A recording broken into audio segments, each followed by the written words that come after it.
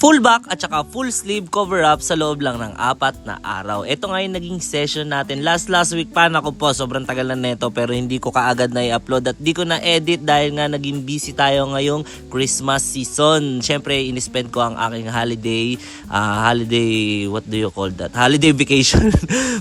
Taray, may holiday vacation. Dahil nga nung December 23 hanggang 26, hindi talaga ako nag-social media gaano. Yan, parang call lang sa mga friend at inubos ko talaga yung oras ko sa amin lang ni Hayes, Hunter at syempre ng aking mahal na asawa si Tentay. Dahil nga masyado akong naging busy ngayong taon at pakiramdam ko ay nagkukulang ako sa kanila ng time kaya nagmukaan muna kami ng ilang araw doon at sobrang nag-enjoy din naman si Tentay. Kaya nga balik tayo dito sa ating session. Ito nga ay inuuna ko yung offer at nung natapos ko siya, ito yung nagawa ko sa loob ng isang araw. Kinabukasan naman ginawa ko na yung lower which is Last Supper. Yun, si Mama Mary na sa taas. Ito medyo challenging to at mahirap dahil duktungan ito at pakasakit sa likod. Diyos ko, parang nagpa-letter S to yung likod. Hindi, joke lang. Matibay to si Sir. Yung tinatatuan natin talagang walang kakibo-kibo.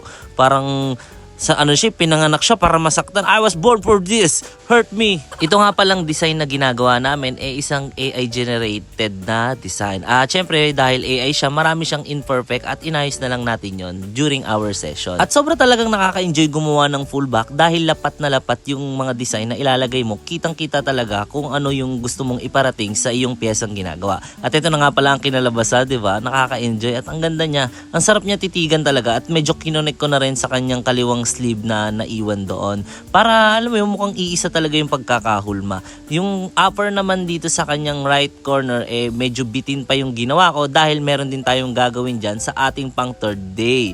Okay, pangatlong araw na tayo. Let's go. Let's do the cover up. Ang lagi nating ginagawa. Buti medyo malabo na itong sleeve ni Sir kaya madali na siyang i-cover up. This time pinilit ko pa rin na magmukhang gray wash lang yung pagkakagawa at pinakain ko na lang sa mga white at saka sobrang dark na shading yung mga i-cover dyan na dark. Pero nagmukha pa rin siyang gray wash para tumerno pa rin talaga doon sa luma at kinonek ko na nga yung likod niya. Ito naman yung ilalim, malinis yan, wala yung cover up kaya maganda, flawless yung pagkakagawa. Ito yung isa sa pinakamahirap at challenging dahil kailangan ko na gumamit dito ng opaque or opaque gray. Yan, true gray para ma-cover talaga dahil hindi na kaya ng wash dahil malala na yung i-cover natin doon. At ayan, niretouch ko lang din yung rose sa ilalim at ito na ang kinalabasan ng kanyang full sleeve. Yan, buti at nagawan pa natin talaga ng paraan. Nag-enjoy naman si Sir sa aming session at I hope na mag-healed ito ng maayos. Grabe, inabot kami ng 4 na araw para sa ating masterpiece na ito. At ayan, nagbabalat na nga yung itaas. Sa mga gusto magpatato dyan, message nyo lang ako sa aking Facebook page, Tatang Parlor Tattoo. At kung okay lang